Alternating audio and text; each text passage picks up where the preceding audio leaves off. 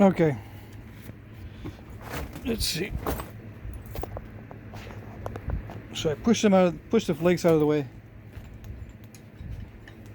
I hope I did the math right on the previous segment.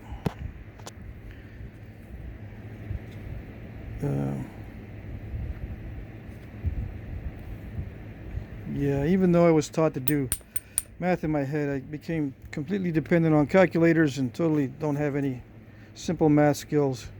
All right.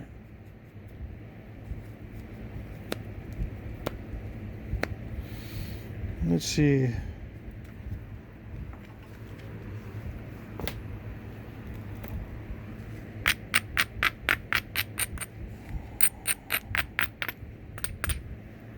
This is the one that was large and I snapped it.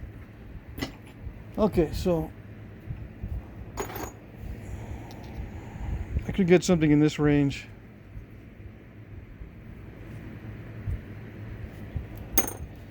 All right, so if you're not getting this kind of yield, right,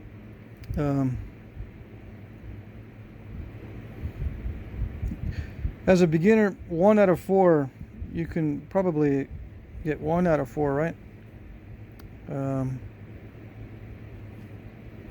If you are making points that are not really thin.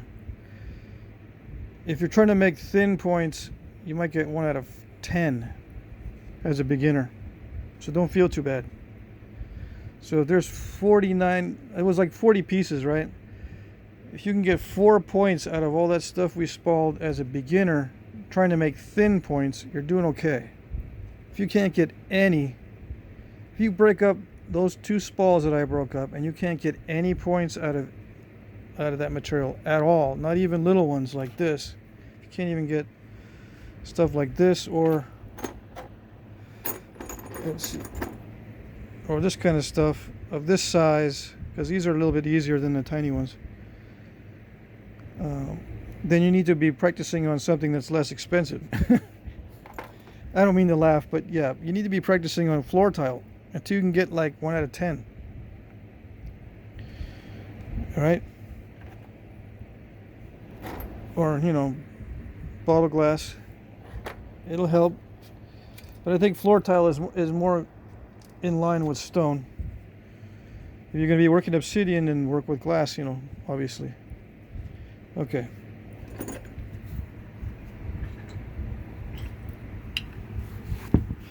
Now, copper indirect percussion tools probably would be better, but I don't have any at the moment. Let's see. Gotta make sure I'm not lying here. Let's see. No, that's right. I gave them all away. I gave them away to a guy that was convinced it was my tools that were making me successful, so he wanted to try my exact tools, so I just sent them to him. I don't think I heard back. Hopefully he did well. Okay.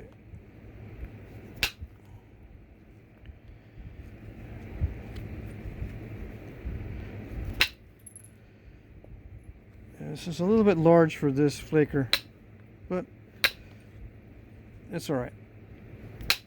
I'll whittle it down little by little.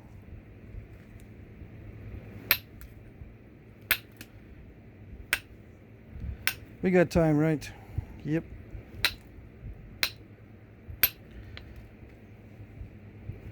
Actually, I need to check to see how expensive this material is.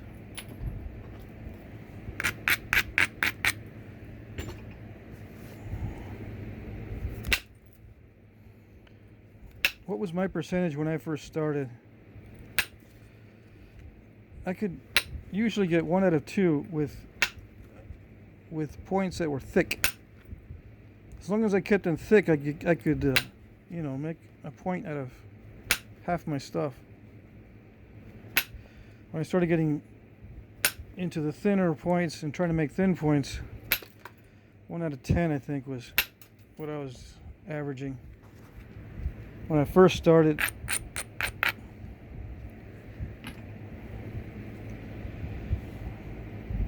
I gotta watch out.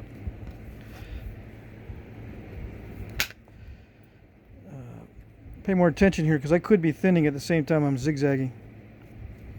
Anyway, I think I was doing 1 out of 10. But I'm just guessing because I can barely remember.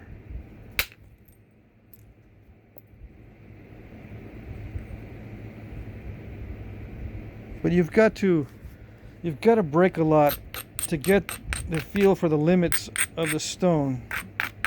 If you're working expensive material as a beginner and you don't care about the money,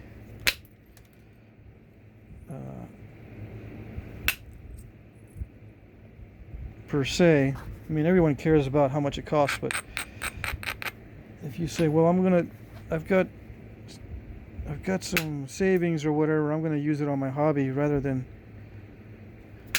drinking it away or spending it in other illicit ways, horse racing or whatever. I'm going to spend the money on rocks.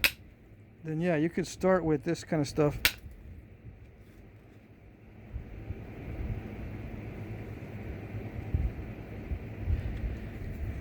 But for most of us, like myself included, I don't want to spend any money on this stuff. I'll start with floor tile.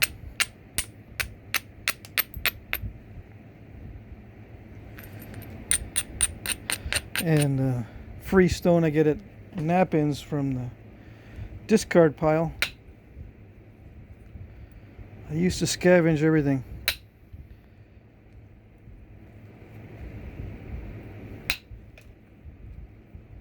Everything you could get my hands on.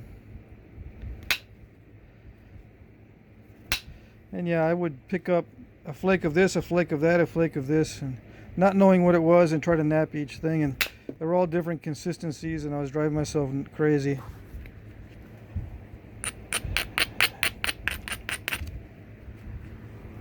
I didn't know what the material was. I didn't know how to get it.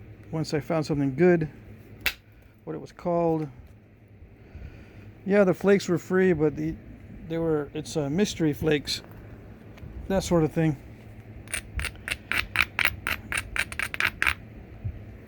What really helped me was just to be able to pick up a good load of relatively the same type of material, and just go to town on the same type of material over and over again. We had chert, mainly bull gravel, and then when I started heat treating it, it changed the ball game, and I became a lot happier.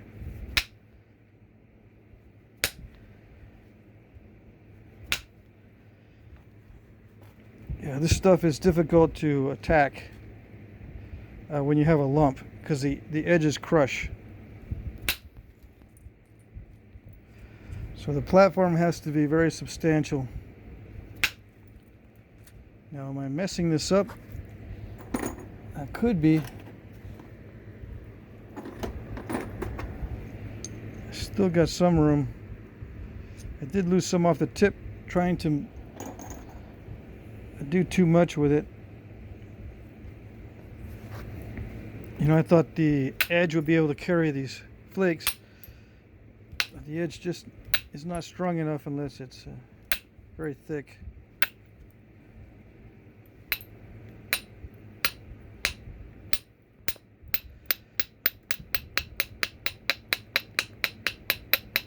So, you know, get a robust edge and then drive the thinning flakes, instead of trying to drive thinning flakes off with a thin edge.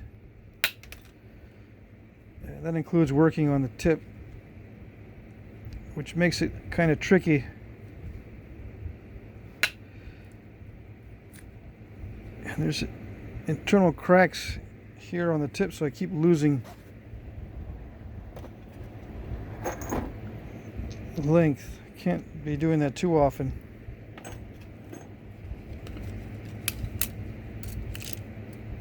It was in the 4-inch range, now it's down to the 3.5 inch. Okay, so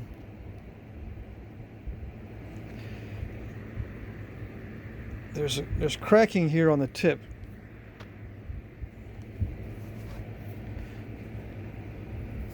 Not much you can do about that.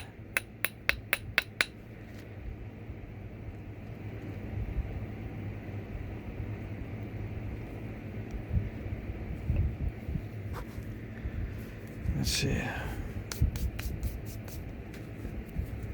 Yeah, these flakes are not very itchy. They're all over me, but they're not itchy. Okay, so what I'm going to do is, this flaker is a little bit too small for this. I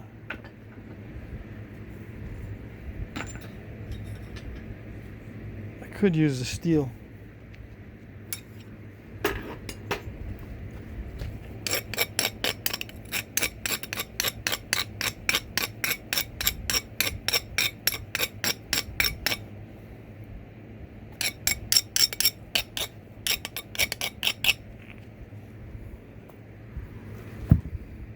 I just need to drive some bigger flakes, and it's difficult with a smaller tip tool.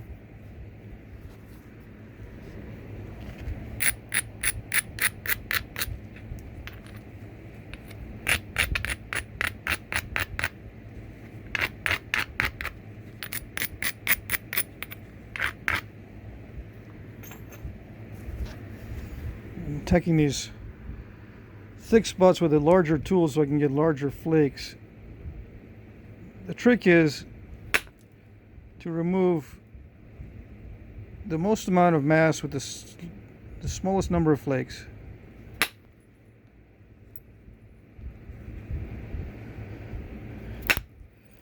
That's the general goal. In the beginning, when you're a beginner, you can whittle it down. You don't need to go by that strategy. That's an overshot, which that's not too bad. I don't want that to happen too often. You know, you can whittle it down. As a beginner, whittling it down is fine, but then you've got to, bite the bullet and then attempt a few large flakes, or you're going to end up with a very fat, thick, finished point. If you don't get at least some good thinning flakes.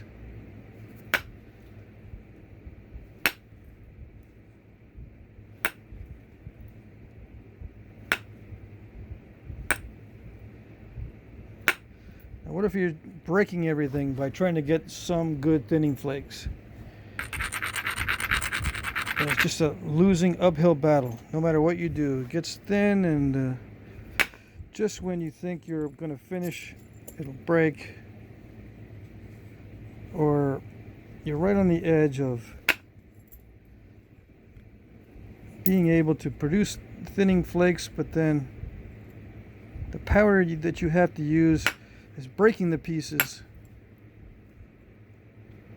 just as you are starting to get thin, or you're overshooting too much. You just have to bear with it. Bear with it. You can drive long flakes on this stuff, which is very nice, but you got to be very careful. I overshot it at least twice while I was talking.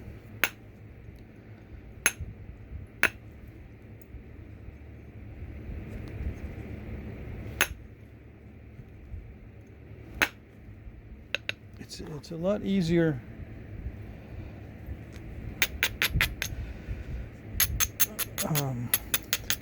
it's a lot easier to create good platforms on this than Obsidian.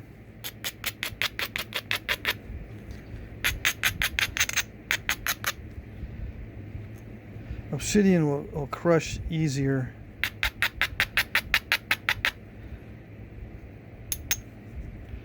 It's an interesting deposit there on the abrader.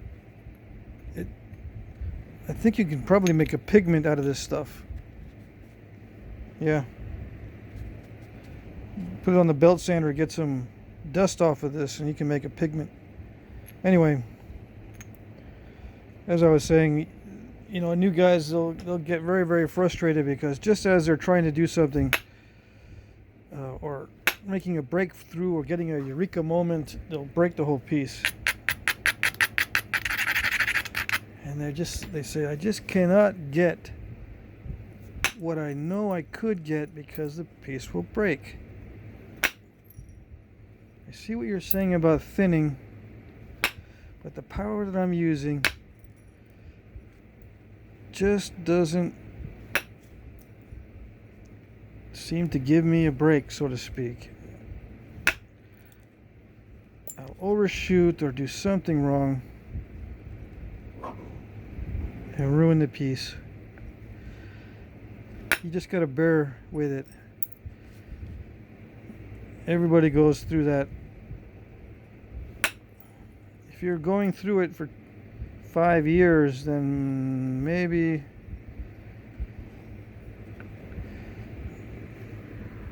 there's something there that's telling you that you should do something else. Stop torturing yourself. But if it's only been like 5 months or a year or 2 years, it's normal.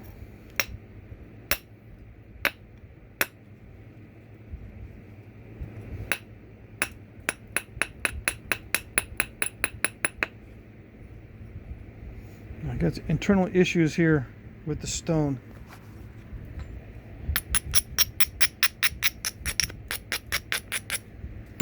I'm going to assume the stemmed flakes are pretty common. I haven't looked at this area where Rainy Buttes is found.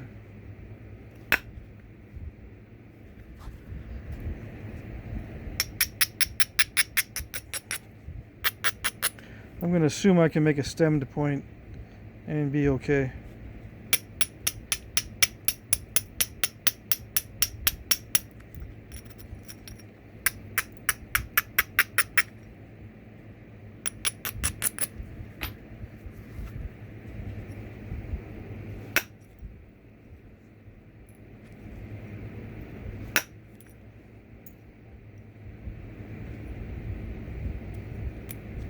An expanding stemmed point like this one, with notches that go in this way.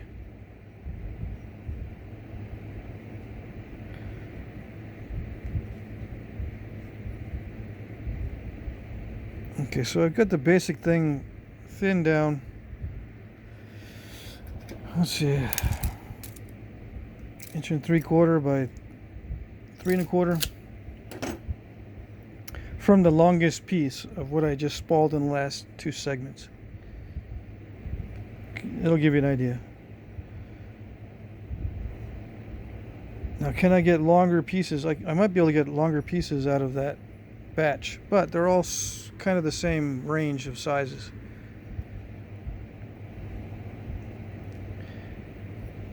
Is it disappointing? Yeah, some of you are going to be highly disappointed that you measure the spalls and they're 6 inches and you can only get something 3 1/2 or 3 1/4 or 3 inches from the longest piece. Makes you want to throw the box across the room, right? Yeah, I've had some guys tell me that.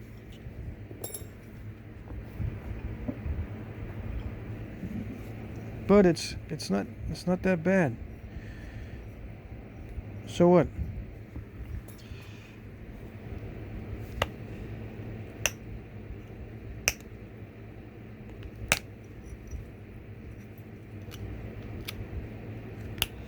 It just goes to show you need really big pieces if you want to make really big pieces. You can give yourself a heart attack trying to get the most possible out of a box of stone by doing a thought experiment. Well, it should work according to the way I'm thinking it should work.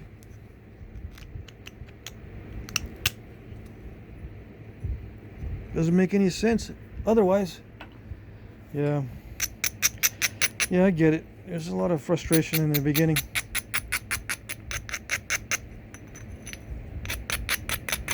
The flint knapping is not a thought experiment. Contrary to what you see a lot of in the forums, a lot of thought experimentation going on, a lot of theories going on, theorizing.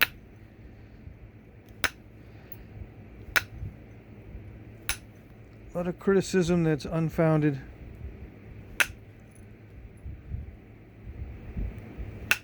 You should be able to get such and such a yield, blah blah blah, out of such and such material with these tools, and you should be using this tool material and this tool stone combination type stuff. All this rhetoric around technique and technologies. What's the best stone? What's the best tools? It's all thought experiment, right? A lot of these guys don't even nap, and they're just repeating what they've heard.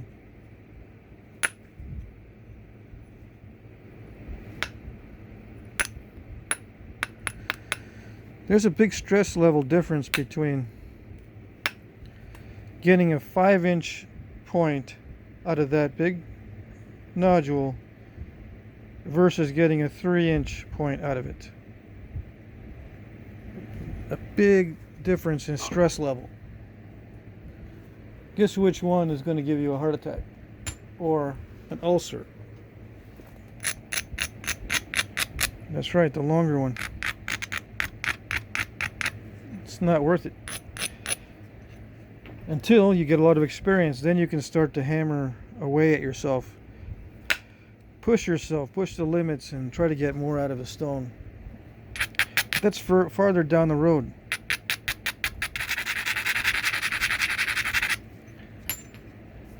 Like me, I could be pushing myself to do Folsom points, or chase the Sweetwater biface like some other guys do.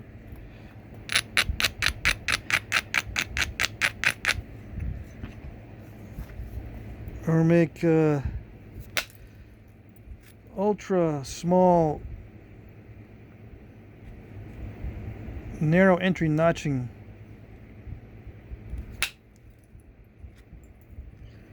Stuff like that. But it's just a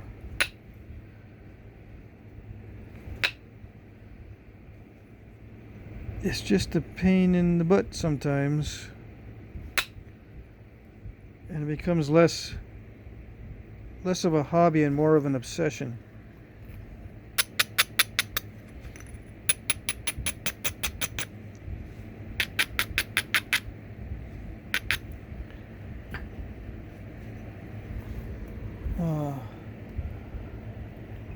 Let's see.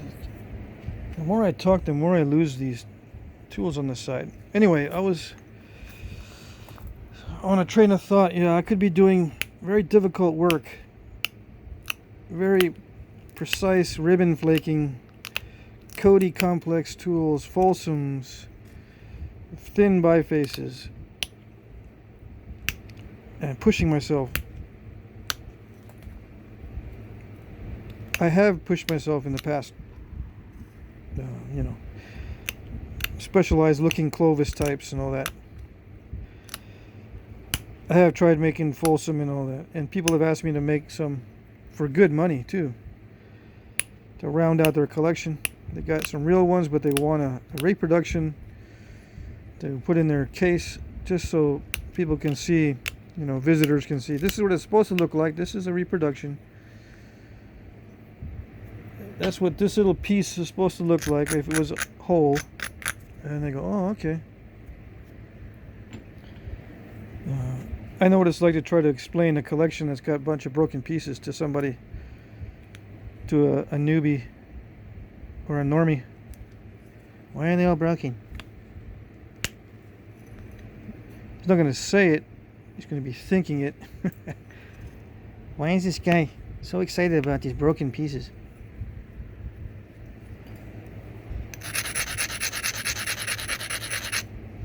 Yeah. So yeah, I could be doing that sort of thing, working on very difficult pieces.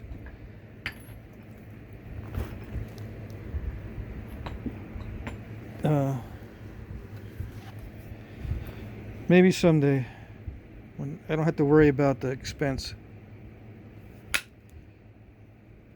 Don't have to worry about the time and money expense in pursuing that line of flint knapping.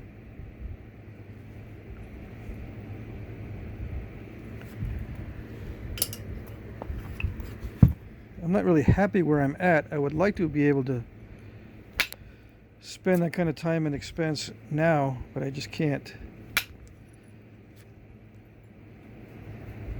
And it's fine.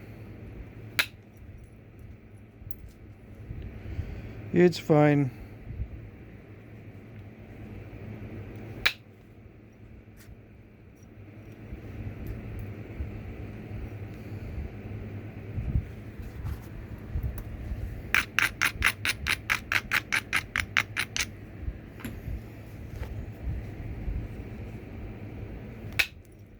Still doing the opportunistic flaking.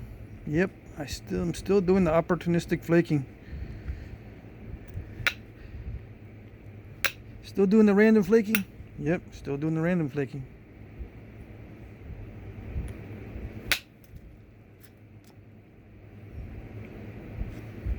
Still heat treating stuff that shouldn't be heat treated?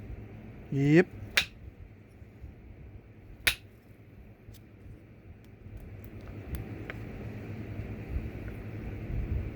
I say shouldn't be, but who knows? Who knows if it should be or shouldn't be?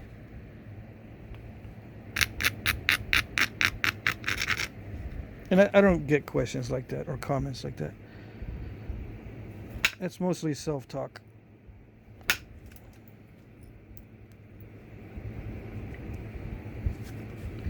Do I think certain stones should not be heat treated? That would be an interesting thing. Yeah, I think certain stones shouldn't be heat treated because they look funny after heat treating them.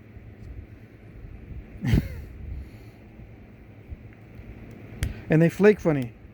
Some rock, doesn't really heat treat well.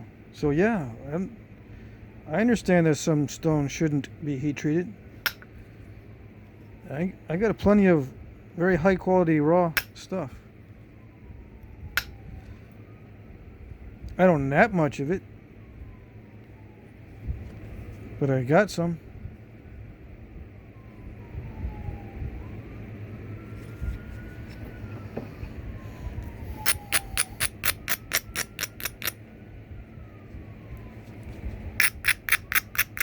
Why don't I nap much of it? Isn't that the stuff that you should be napping? High quality raw? I don't know.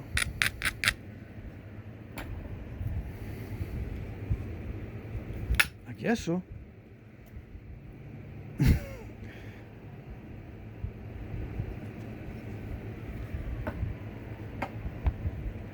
I just think it's more fun to nap the other stuff. All right. If I'm gonna learn to do the heat treating and all that stuff, might as well nap that. The high quality raw stuff, I gotta break, hundreds of pounds of it before I get the pieces that are weighed. This is really cool. This is really good, awesome raw stuff.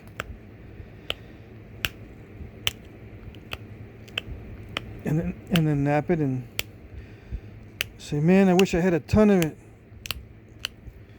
No, I don't want to nap anything else.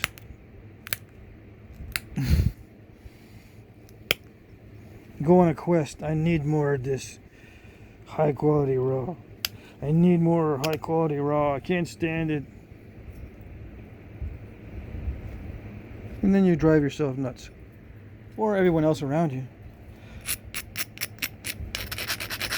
What were you doing the other day? Well, I drove 200 miles looking for some rock. Really? Yep.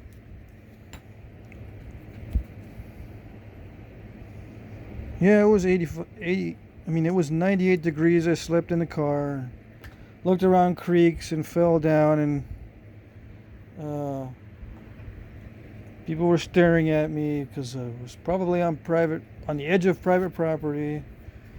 But I had to get that really high quality raw stone. See? I got one piece. And you come back with a good sized little nodule. Go back and nap it like a little miser. It's my little stone of precious flint.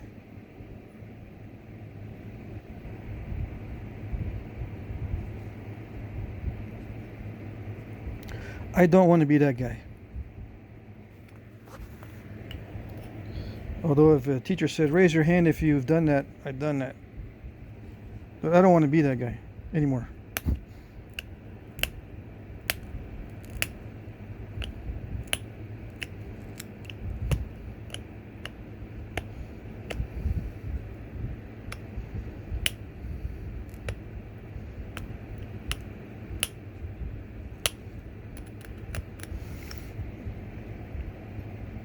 So yeah, someday I'll get a lot of my stone from these professional rock hounds.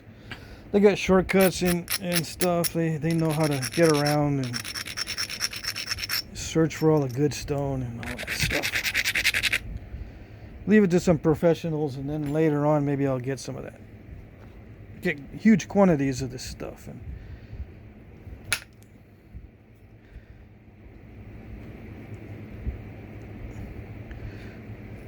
nap only the high quality material and turn my nose up to everything else. Yeah. Be one of those guys. Alright, let's see. I'll try to finish up on the next segment. Okay, it's already thin enough for me to do the shaping. I just wanted to try to send in a clearing flake on this side. I'll still try one more time because I'm going to notch this. See if I can clear some of that out.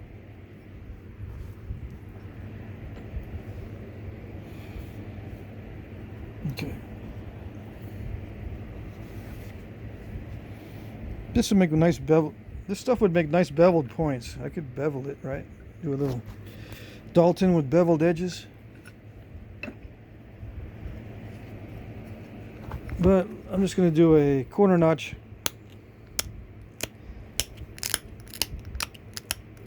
And then I'll do some research on whether or not I'm doing it right for the area.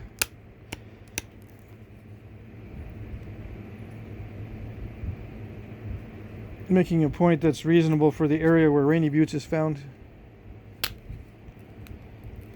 It pressure flakes really nicely. So for you pressure flake guys, I'm sure you already tried this stuff and you know it's really good. Unless you do something like that. I don't know why that did that.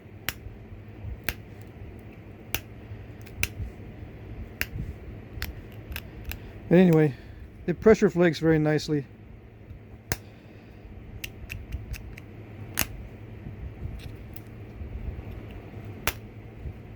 Yeah. Much easier than obsidian. As far as the initiations of the flakes, it doesn't crush as much. Okay.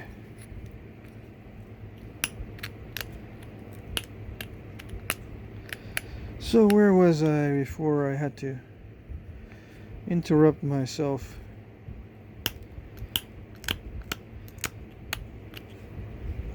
The little curmudgeon flint napper.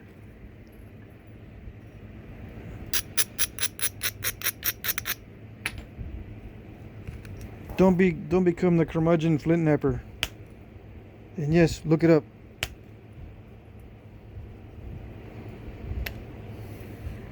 How do you spell it?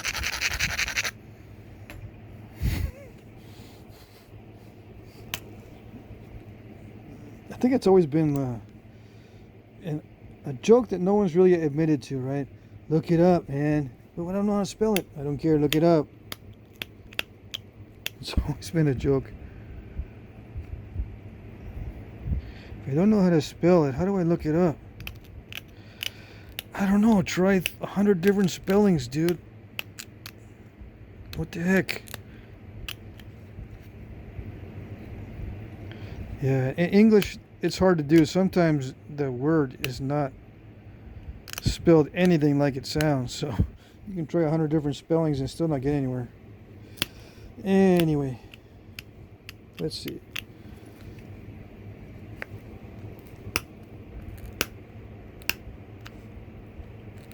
Nowadays, you can just speak it into the phone and it'll find it. So, if anyone gives you any hassle these days about looking something up, just say, you know what, there's apps that'll, you could just speak into the phone and it'll look it up.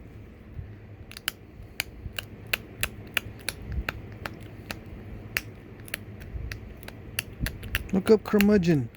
Curmudgeon. I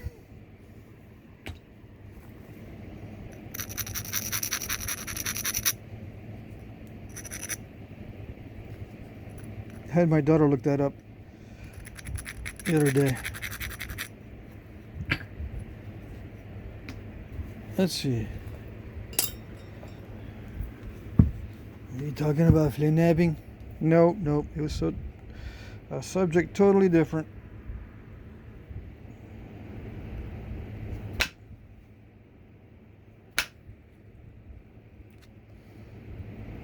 Yeah, there's a defect in the stone that prevented that flake from traveling, and that's my story, and I'm sticking to it. See? If I get away from that little defect, it flakes just fine.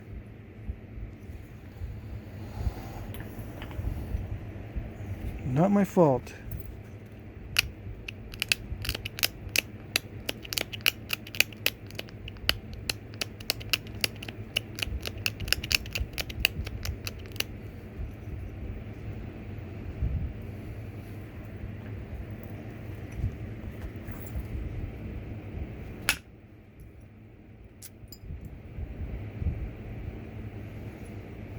Did you want to blow away that barb? No? I'm just putting in the force that's required. If it happens to blow away the barb, oh well. That's just the way it goes. What am I going to do about this? I'll just make it smaller and get rid of all that. Yeah, but what about the length and the width and all that? You're supposed to be teaching us how to preserve all that. This is the largest piece of the whole batch. This is shameful. Yep, sure is. Very, very shameful. Shameful napping. I will not be able to sleep tonight. What time is it, by the way? Dang it. I did not sleep well last night, so.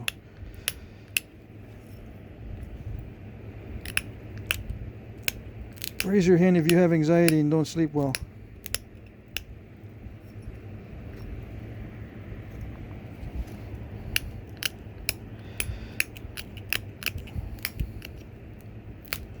Yeah, but if I put on the audiobook, I sleep much better and faster. So as long as I'm not alone with my thoughts, I'm fine.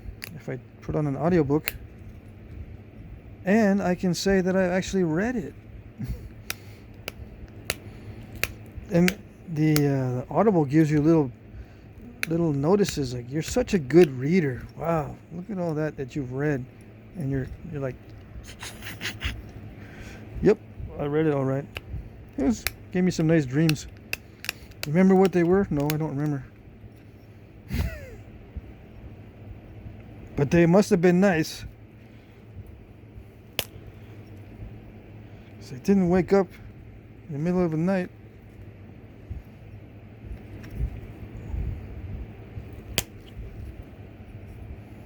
Yeah, those crystal pockets are really cramping my style. Although they're pretty. Alright, I gotta hurry up and finish.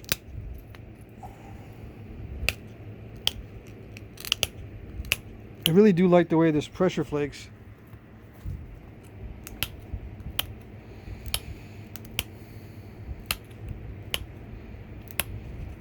I'm goofing around with this material because I got very happy to receive this box.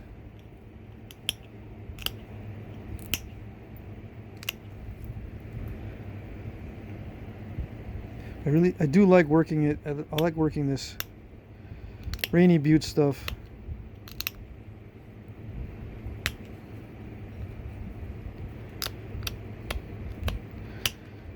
You know, sometimes it's just fun to work certain materials, and you really don't, well, at least with me, sometimes I really don't care what the results are, although it does produce a nice looking point.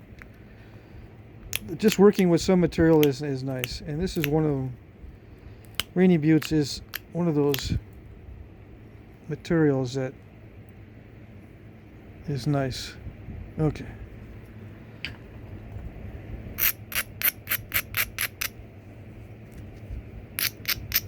And it is sharp. Alright, so I'm going to try to do a fancy flake pass on the other side so it doesn't look all marred up. These are metal marks from the aluminum when I was hitting on the surface for some reason. Okay.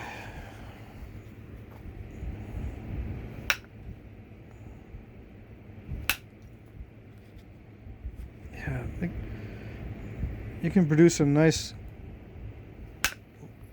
flakes on Rainy Buttes for sure. If you want to do a regular flaking pattern, as long as the material is consistent, even when it's not, you can still produce a nice pattern.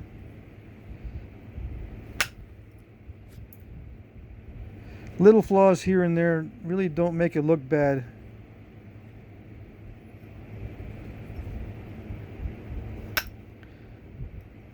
Some material just is nice no matter what. Okay. Now this is where it gets critical. I want to try to make the next pass without goofing it up.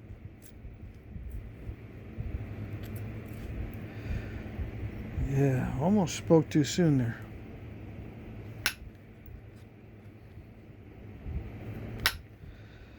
Yeah, and for you new guys,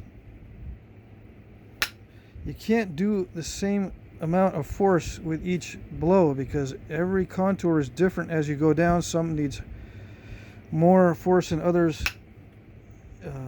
The surface is uneven. Some needs a thinner or an attempt at a thinning flake. Some doesn't. Like I can just do short flakes on this part right here. I'm going to stop there with the percussion and do some pressure there on that side. And that sort of thing.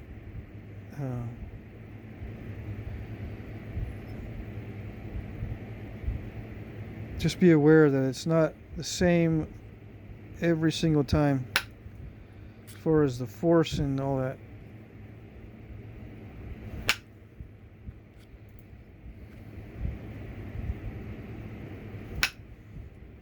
It's different because the surface is different. The contours are different, so your force is going to be different. With these strikes, they're not all going to be the same. Okay. I think some guys get hung up on that too.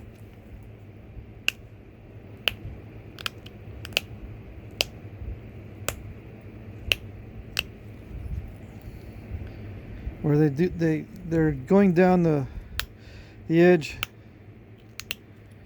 and they're doing well, and then all of a sudden there's a flake that ruins, or what they think ruins, the whole pass, and they go, man, what is wrong with me? It's not you. You've got to realize that you don't use the same amount of force when the contour is different, when the surface is requiring a different flake each time. It's not the same flake every time.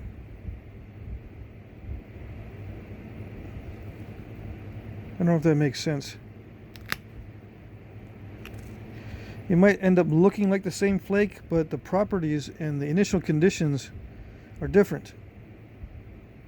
You know, you might end up with the same width of flakes as you go down, but some flakes need a stronger platform than others because the area is thicker. Some you don't need as much force. They'll fan out easily because it's very flat. And yet you'll have the same look to each flake.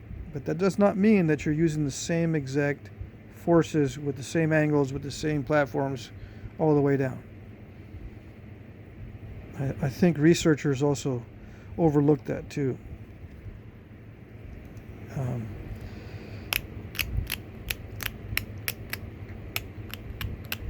I see on some archaeological texts that they say there is a consistent technology for these flakes and they're all made the same way, blah, yada yada. Well, I don't think so.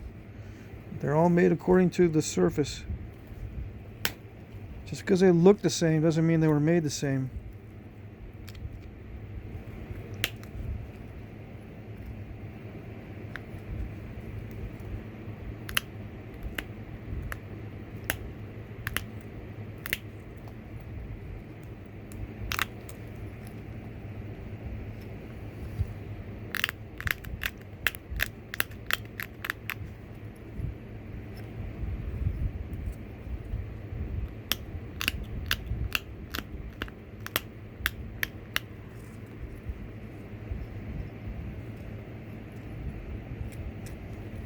Okay, so I don't even know how long this particular video series is on this Rainy Buttes.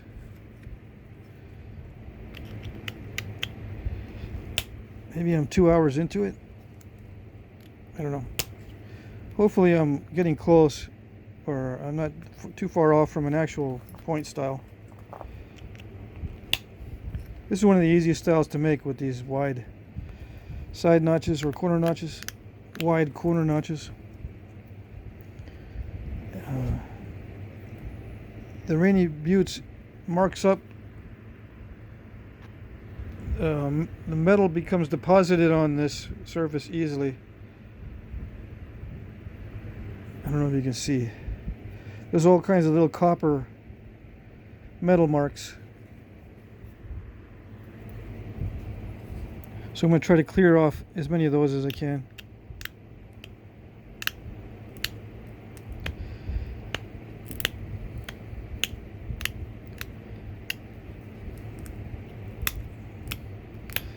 And yes, you can use antler to clear off those metal marks.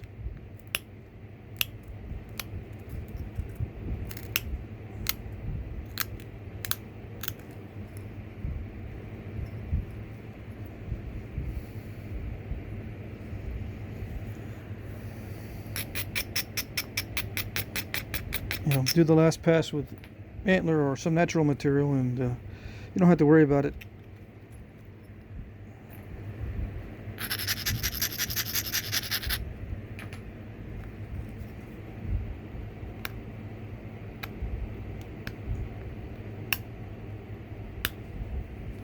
But I don't really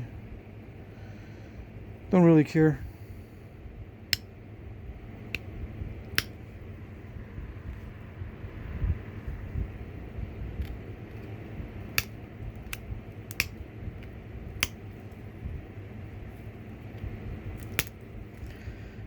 I do care to a certain extent because I'm obviously trying to get rid of them, but I don't care if there's little bitty marks.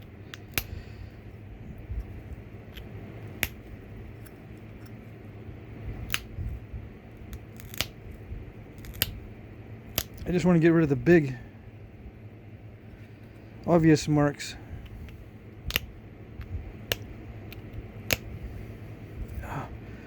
It is hard to get a sharp edge on this.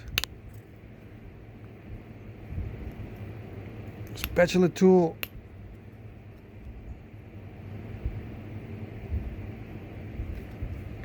No, I think I can hang with this rounded tool bit.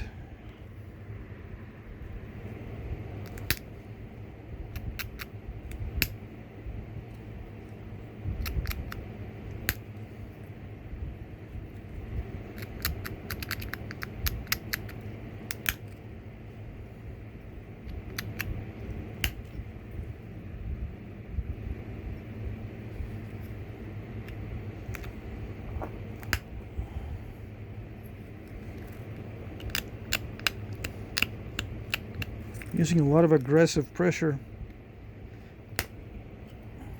Yep.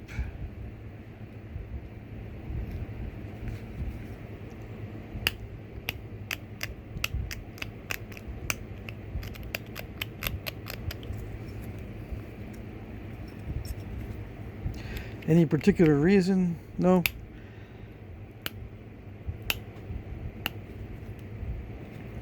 Well, maybe it's less fatiguing for me after a while of doing passive pressure, I get napper's cramp.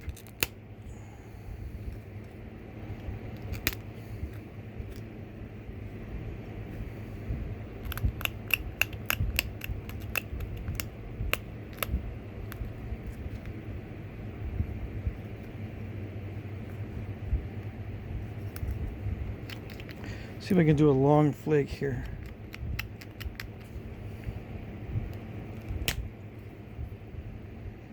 Yeah, nice.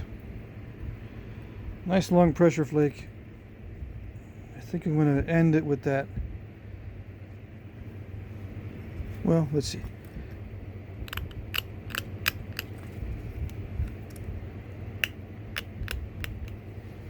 A little bit of symmetry. Although asymmetrical is the normal.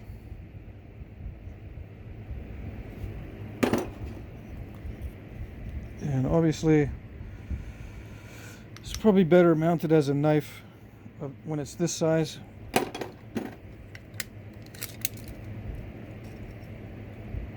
Three and 1/8 inches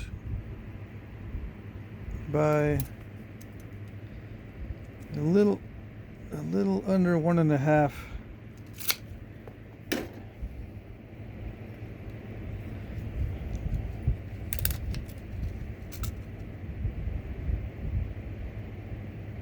Quarter inch thick. 6-to-1. Alrighty. Little knife blade out of Rainy Buttes. I was looking at some frames of points on Facebook. That's where to go these days, I guess, to look at artifacts. The forums, a lot of the forums are not so good anymore. I don't know, I shouldn't say a lot of the forums. Some of the forums just aren't the same as they used to be. Some are gone. Well, at least one is gone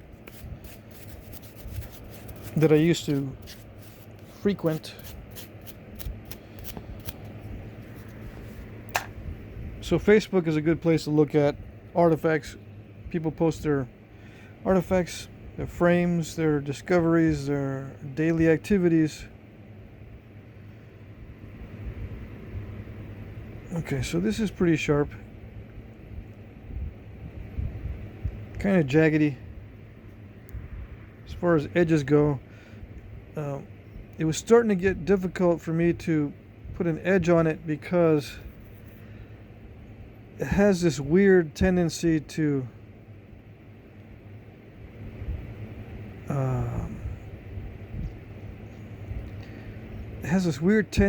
crush.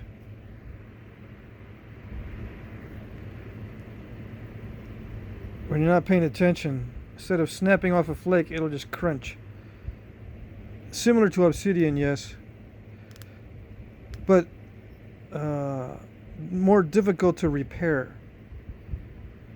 That crunched area just keeps crunching and crunching and crunching. With obsidian, at least it's hard. It's harder than this, right? The material itself is harder, so it allows you to move over a little bit on obsidian and snap off a flake on either side. But this is softer, and you need a lot of pressure to get rid of some of those crushed areas, and it just keeps crushing and crushing and crushing around it, and you end up with a crushed area. Like, I was trying to go to either side of this little crush here, and then it wasn't working very well, so I just left it instead of pushing the issue. So that's one thing about Rainy Buttes, is that weird crushing on the edge when you're trying to sharpen it. I suppose you can get rid of that by using a spatula tool, or overcome that obstacle, or using a very sharp tip flaker. Yeah, you can probably use a very sharp tip flaker.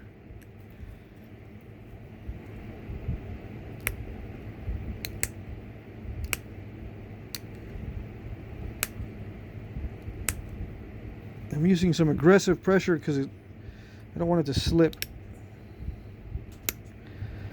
Yeah, I wanted to pop off those flakes nice and clean. If it slips, tends to not remove a flake where you want it to be removed. So yeah, the spatula tool works good.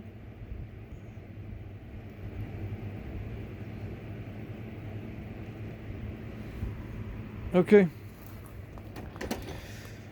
I'll do some more. Gosh, I'll be too distracted. I'm getting a little distracted off of the glass.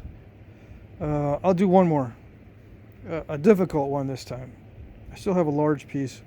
I'll look in the archaeological record and see which point is difficult from this area, and I'll try to replicate it. Other than the paleos. Although maybe I'll do a paleo. We'll see. Alrighty, that's it.